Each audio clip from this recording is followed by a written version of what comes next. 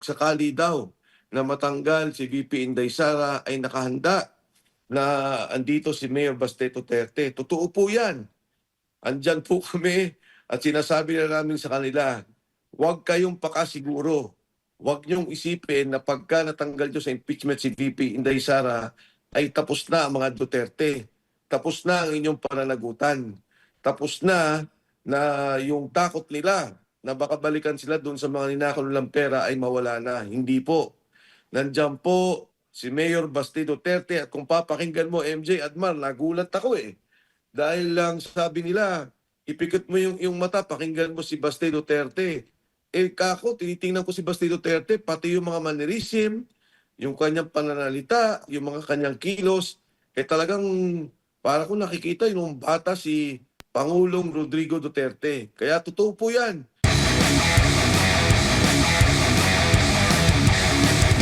Nagkaroon po ng launching ang inyo pong pangkat at maaari po bang may paliwanag? Ano po ba itong Rage Coalition? At sinabi kasi doon sa event na isusulong daw ng koalisyon ang pagpapanagot dito sa mga issue ng katiwalian, lalo na yung involved sa flood control.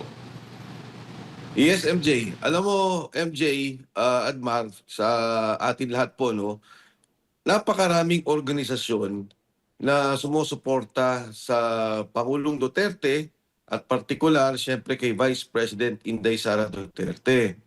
Noon pa man yan, tumulong na sila nung tumakbo ang Pangulong Duterte, tumakbo ng Vice President si VP Inday. At itong mga grupong to, parang ano sila, loose coalition. No? Ang ibig sabihin, may kanya-kanyang pagkilos, may kanya-kanyang galaw, maging nito mga dumaang panahon. Minabuti namin, kami ni Speaker Bebot Alvarez, na makipag-usap kay Mayor Baste Duterte at paniwalag na kinakailangan na magkaroon na ng organisadong pagkilos.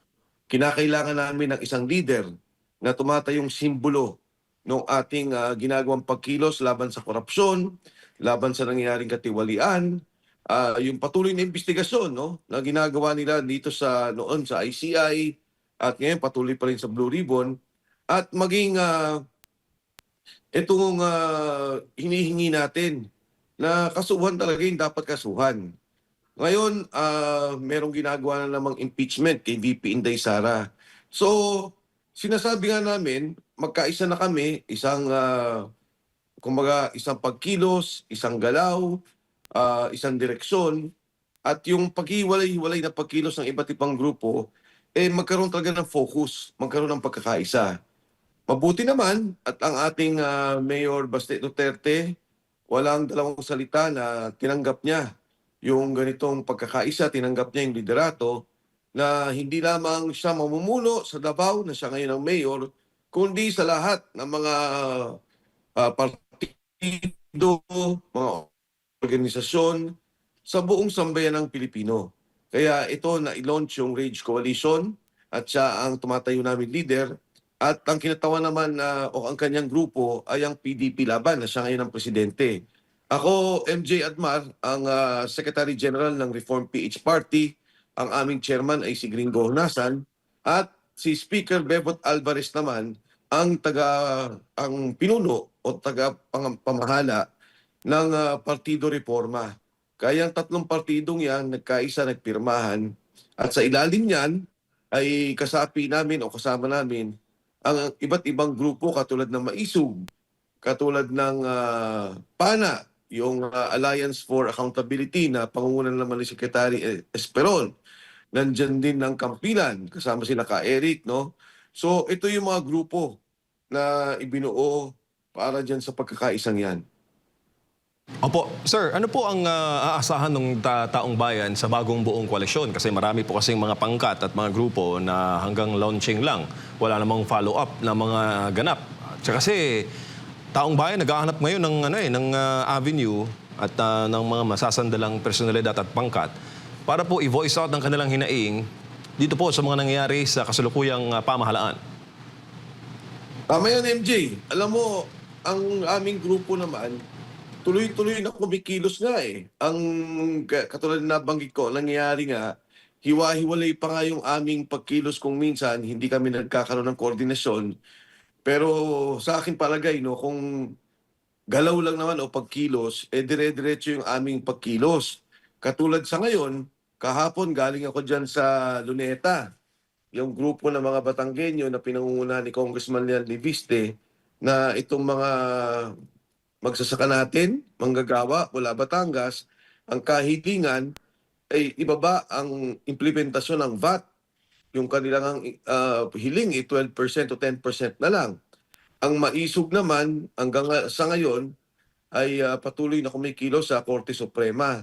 Kaya ito'y magkakaroon kami ng pagkakaisa, pag-uusap sa mga darating na pagkilos namin. Particular dito, MJ, yung di ba nandyan ngayon ng impeachment hearing. Dapat nga may pagkilos kami na gagawin pero ayusin pa namin para kami pumunta dito sa Kongreso.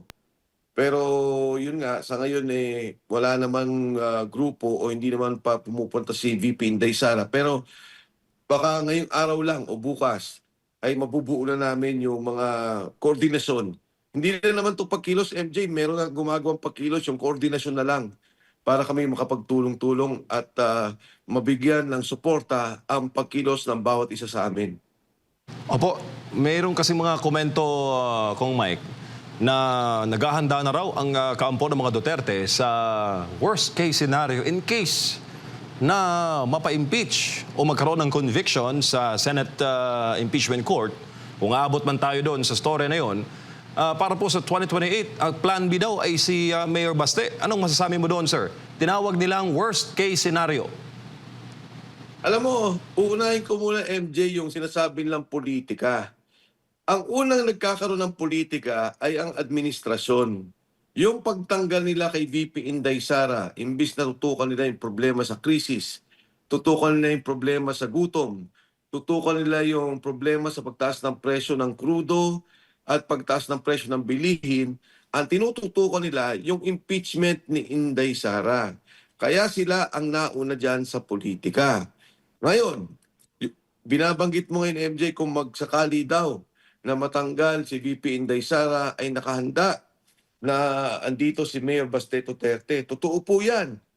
Andyan po kami at sinasabi na namin sa kanila, huwag kayong pakasiguro. Huwag niyong isipin na pagka natanggal nyo sa impeachment si VP Inday Sara ay tapos na ang mga Duterte. Tapos na ang inyong pananagutan. Tapos na yung takot nila na baka balikan sila doon sa mga ninakaw nilang pera ay mawala na. Hindi po. Nandiyan po si Mayor Baste Duterte at kung papakinggan mo, MJ Admar, nagulat ako Dahil lang sabi nila, ipikit mo yung mata, pakinggan mo si Baste Duterte. Kako, tinitingnan ko si Baste Duterte, pati yung mga mannerism, yung kanyang pananalita, yung mga kanyang kilos, talagang para ko nakikita yung bata si Pangulong Rodrigo Duterte. Kaya totoo po yan. Hindi po tapos ang laban, hindi po kami sumusuko. Ang amin ho yung paninindigan, yung amin yung prinsipyo. Ang sabi ninyo may makukulong, ang sabi niyo may mababalik na pera.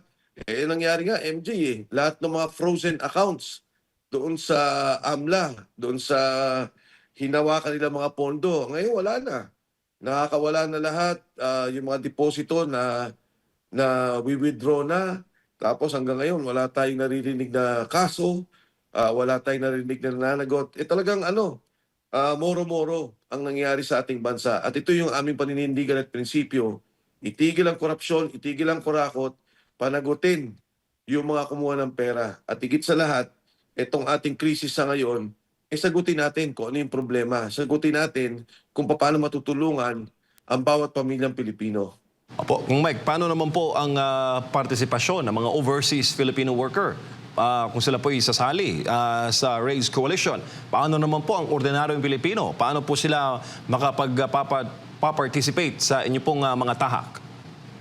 Yes, MJ. Alam mo, itong aming grupo naman, talagang loose coalition. Andyan po yung mga partido, yan po yung pangunahing nagkaroon ng pirmahan, pero nandyan po ang mga individual at mga organisasyon. Magugulat ka, MJ, no? Ang grupo na organisado para kay Pangulong Duterte at kay Inday Sara Duterte ay umaabot ng halos 750 organizations. In fact, yung mga nakapirma dyan, umagit kumulang mga 600 yung pumirma dito sa Rage Coalition. Kaya nga nung nagkakaroon ng pagkilala ng bawat grupo,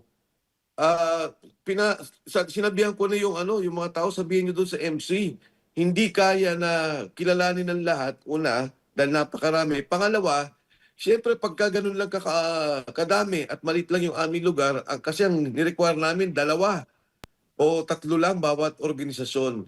Kaya yan po yung kalaki ang grupo na sumusuporta sa mga Duterte noon pa man. At nakakagulat hanggang ngayon ang init ng kanilang pagsuporta at ang kanilang panawagan na maibalik ang serbisyong Duterte sa ating bansa. Bago lang po si Partner Admar, Kong Mike, sinabi po kasi doon sa speech ni Mayor Baste at nanawagan po siya na i-contact siya kung di man raw siya ma-contact ng mga incumbent congressman, kontakin daw po kayo o kontakin po si former Speaker Bebot Alvarez. Kung gusto daw nilang lumipat, tumawid na po, no? Ang word na ginamit ay kung gusto mag-defect. Meaning po ba may mga feelers, may mga nagpapaabot po ng signal mula po sa kabilang political samahan na tatawid sa inyo? Marami, MJ. Marami nakipag-usap. Maraming gusto malaman kung paano siguro makapag-ayos. Dahil siguro ayaw na rin nila yung nakikita nila. Hindi nila rin nagugustuhan, no? Itong nangyayaring impeachment. Sa katunayan, marami ang ayaw na pag-usapan itong impeachment pero napipilitan din dahil siguro may pagtulak ang taas, ang administrasyon para dito nga sa sinasabing pagtatanggal kay VP Inday Sara. At syempre, umahanap din sila ng papayungan. Kung sila ba'y tanggap, kung sila ba'y pagbibigyan, kung ano ba yung magiging usapan o magiging tulungan dito sa administrasyon kay Vice President Inday Sara sa darating na panahon. Kaya sinabi na nga ni Mayor Basti Duterte, andyan si Mike, andyan si Speaker Bebot, kayo na mag-usap. Ako naman sabi niya, di ba malinaw yung sinabi niya eh. Ako naman sabi niya, naintindihan ko yung politika, naintindihan ko yung pagtutulak o yung pressure na ginagawa sa inyo, maging yung mainstream media, binanggit niya to. And kung sakasakaling makakapagsama tayo, walang problema sa akin. So maganda to, MJ, no? Nakikita mo naman na bukas si Mayor Baste Duterte na talaga namang pag-usapan at pwedeng magtulungan at naintindihan niya naman yung mga nakaraang politika.